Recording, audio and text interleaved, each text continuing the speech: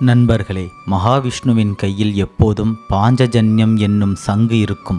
ஆனால் அவர் கிருஷ்ணராக அவதரித்த போது மட்டும் ஏன் கையில் எப்போதும் புல்லாங்குழல் வைத்திருந்தார்?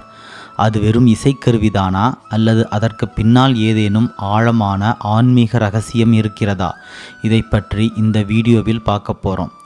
பொதுவாக சங்கு என்பது அதிகாரத்தையும் எச்சரிக்கையையும் போரையும் குறிப்பது. ஆனால் கிருஷ்ண அவதாரம் என்பது அன்பு மற்றும் லீலைகளின் அவதாரம். கிருஷ்ணர் காட்டில் மாடு மேய்க்கும் சிறுவனாக வளர்ந்தார். அங்கே அதிகாரத்தை செலுத்த சங்கு தேவையில்லை, இதயங்களை வருடும் இசைதான் தேவைப்பட்டது. சங்கு மக்களை எச்சரிக்கும், ஆனால் புல்லாங்குழல் இசை மக்களை தன்பால் ஈர்க்கும். அதர்மத்தை அழிக்க வந்த அவர் தர்மத்தை அன்பால் போதிக்கவே புல்லாங்குழலை தேர்ந்தெடுத்தார்.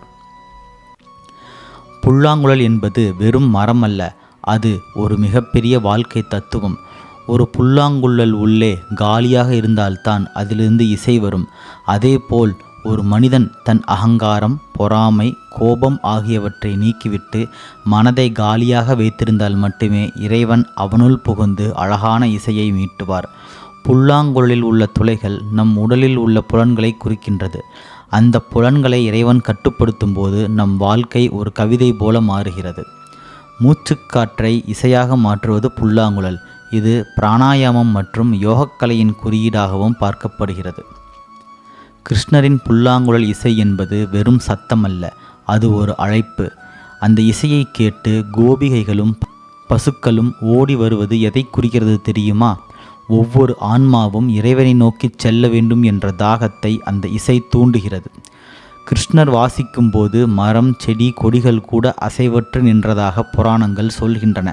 அதாவது இறைவன் இயற்கையோடு இணைந்திருப்பவர் என்பதை இது உணர்த்துகிறது. எனவே கிருஷ்ணரின் கையில் இருக்கும் புல்லாங்குழல் நமக்கு சொல்லும் செய்தி இதுதான்: உன் அகங்காரத்தை விடு, உன்னை இறைவனிடம் ஒப்படை, அவன் உன்னை ஒரு அழகான இசையாக மாற்றுவான்.